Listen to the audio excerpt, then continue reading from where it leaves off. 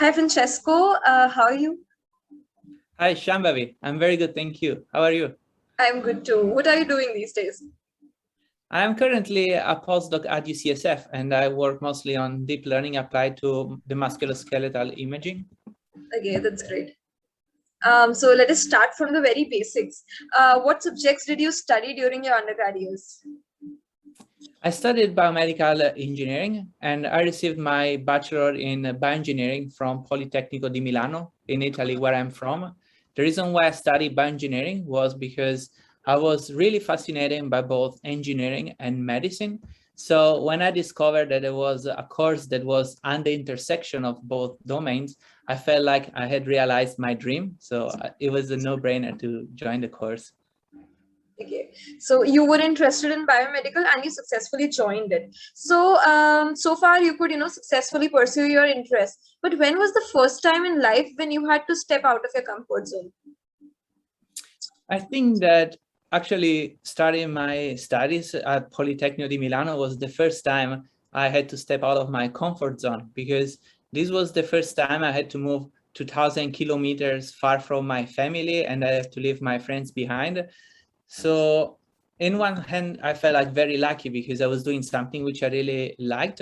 And also I was very lucky because I could very quickly build a community of friends and colleagues, which we could share our struggles and joys at the university. So yeah, that definitely was the first big challenge. Right. So, and during those years, how would you define the role of your mentor in shaping your initial journey? I think I was seeking for a mentor who was supportive, and at the same time there was a trainer that could teach me the tools and the skills that were needed in order to study, but also to do research. And specifically, I was looking for mentors which were never making me feel the pressure of time. So I could have a mentor or a teacher who I could meet, let's say, in their office hours, and they would give me all the time needed for me to explain what problems I was trying to solve. And also they would teach me or helping me come up with the answer that was needed to solve the problem. So teaching me the skills and the way of finding solutions. So, looking back, do you think there are some decisions you would have reconsidered or some steps that you would have like taken in a different direction that would have led you to a more progressive path or somewhere different right now? Now that I'm on the other side, probably I will tell the Francesco of the past to not be scared of or afraid of having doubts, and I would definitely be braver and ask more questions to professors and make sure that I could get to understand better topics when I was confused or some concepts which were not clear. And after all, I would say that asking a question, it's just a way you show interest, right? Right, right.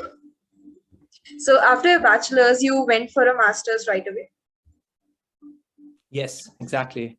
Okay. And I continued actually in the same university, and I continued with a master in biomedical engineering. Okay, that's great. That's great.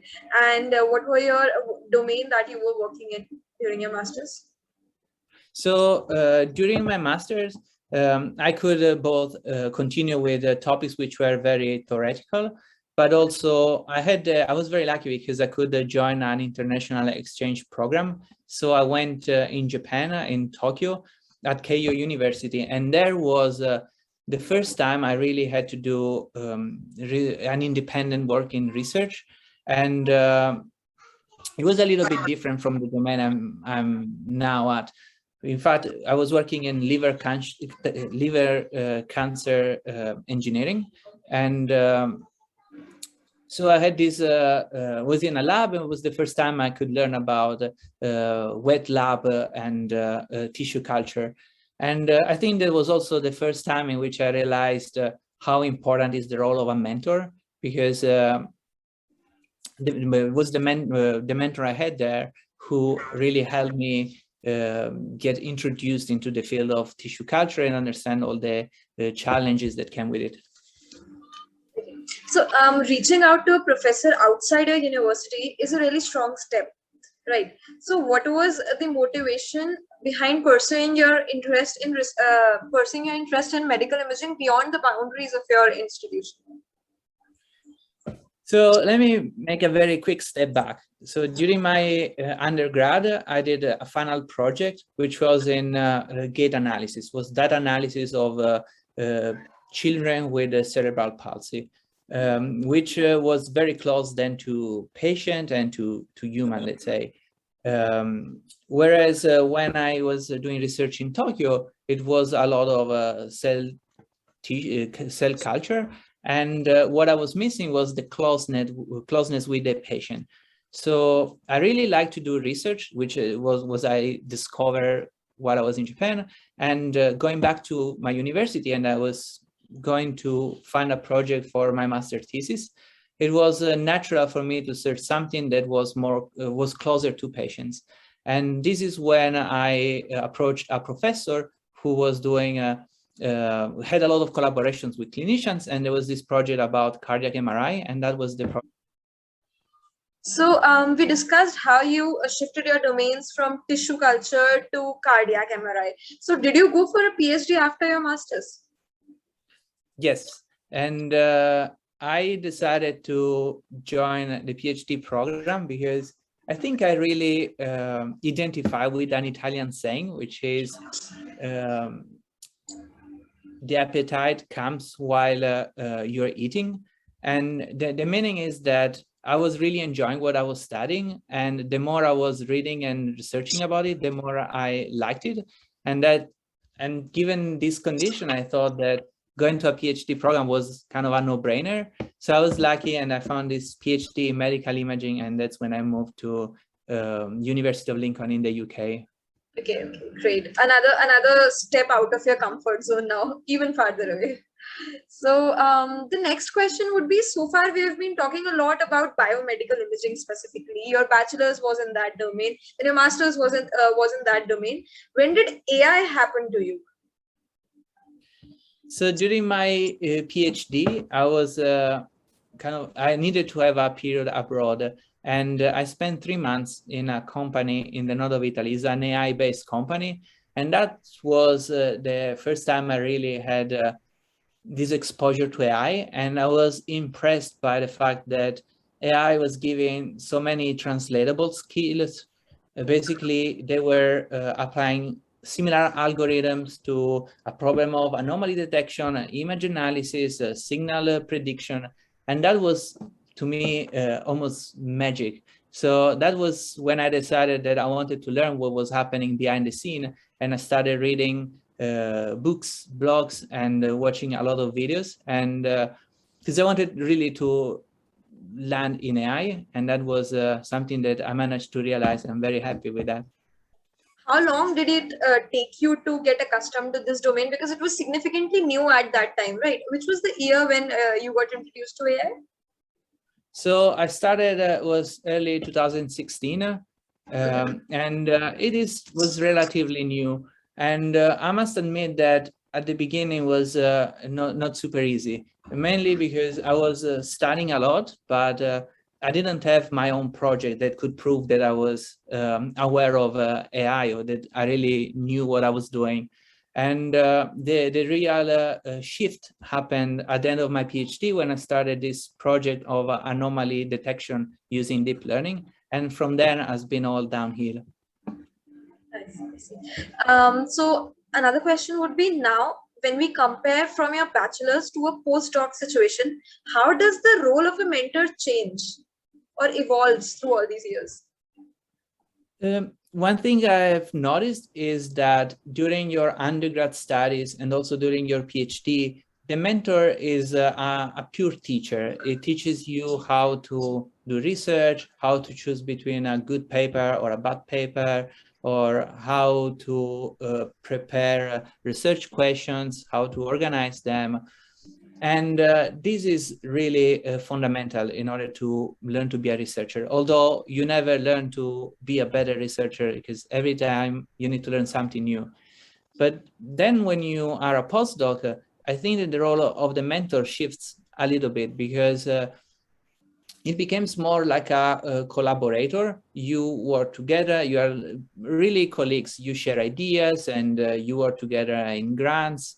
And yes, you really participate in each other's research. And another thing is that the mentor becomes also a little bit of a career advisor. There's one more question that pops up to my mind now.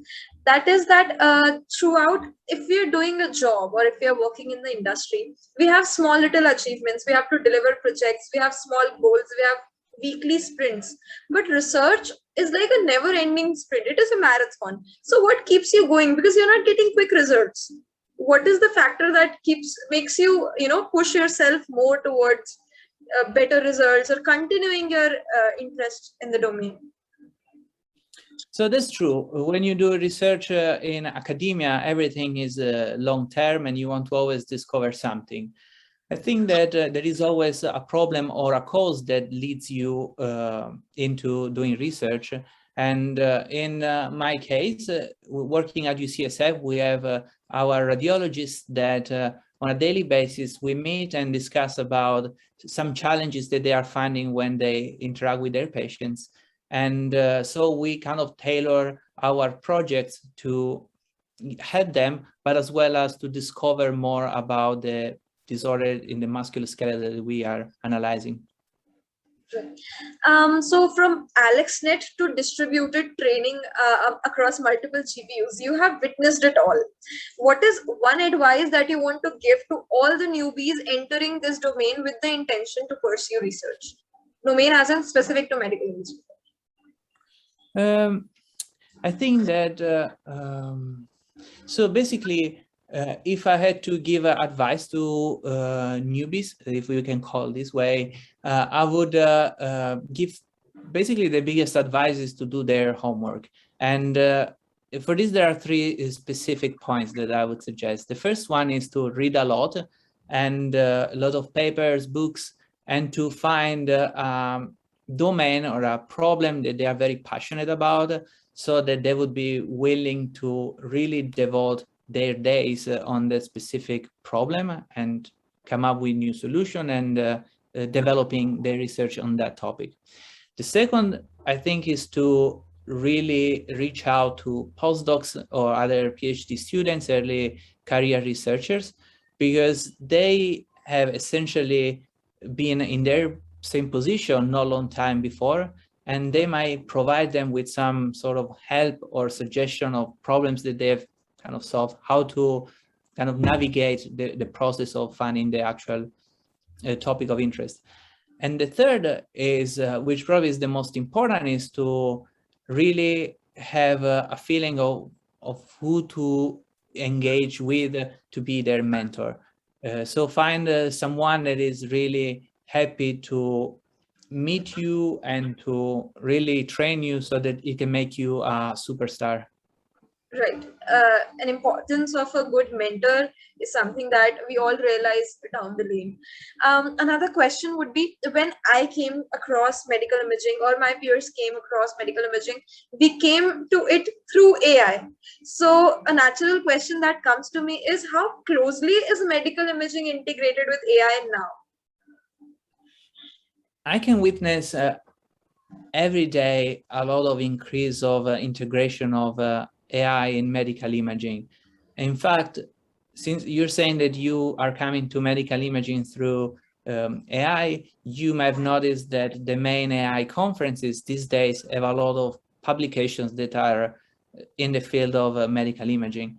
But at the same time, if you attend conferences of medical imaging, they are mostly containing papers that have to do with medical imaging and with AI.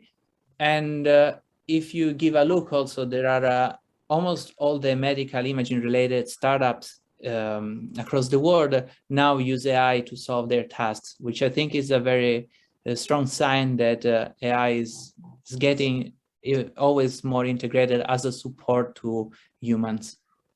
Right.